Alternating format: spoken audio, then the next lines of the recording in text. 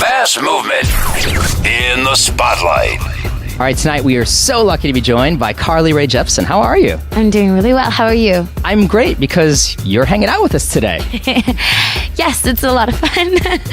So I want to ask, is it true that you have nude photos of Justin Bieber and that's why he's so nice to you and constantly pimps your material?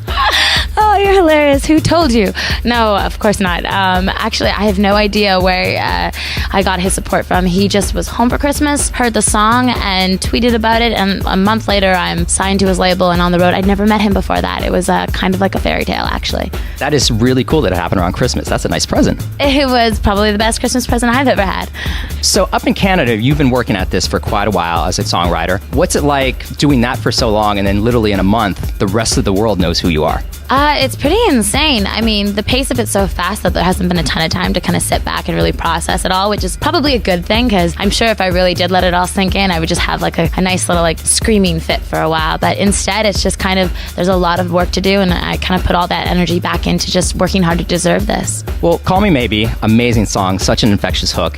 Did you write that on a guitar in your bedroom? Yeah, it kind of began on a guitar, also with two good friends of mine. It began sort of as a folk song that my guitarist Tavish Coe and I put together while we were on the road, and then we brought it into Josh Ramsey, who is also our mutual friend, and he's just got this kind of pop flair to everything he touches, and he really helped us like poplify the song. So it was three cooks in the kitchen, and it was a lot of fun to make it. For all the songwriters out there that wish they could write something so catchy, what's a good tip to take their songs to the next level about writing a great pop hook? Oh, I mean, I don't know. The truth is that I don't think we thought that Call Me Maybe was going to be like our for sure song that took off. I mean, there's a lot of songs that we love, and I think the trick is just to kind of continue writing every day. It's something that I make a point of putting energy into. Like every week I've got like a kind of a new idea going, and sometimes there are little weeds, and every once in a while a little flower spurts out. So I would just say keep at it. So who is the guy in the song that you might want to call you?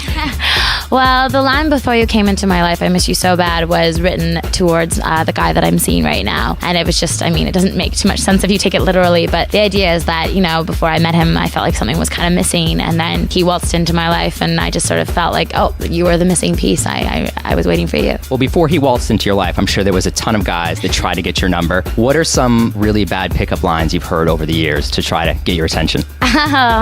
Well, lately I've been getting the "Hey, I just met you" line like given back to me, which is always kind of weird and hilarious. But I don't know.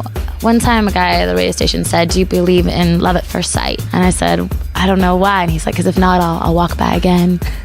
That was pretty bad, right?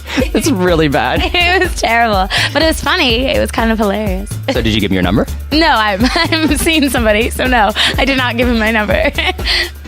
Well, let's check out your song now. Why don't you introduce it? All right. This is Call Me Maybe. Putting the world's biggest stars at your fingertips. The Mass Movement with Joe Bermudez. Join the movement now at massmovementradio.com.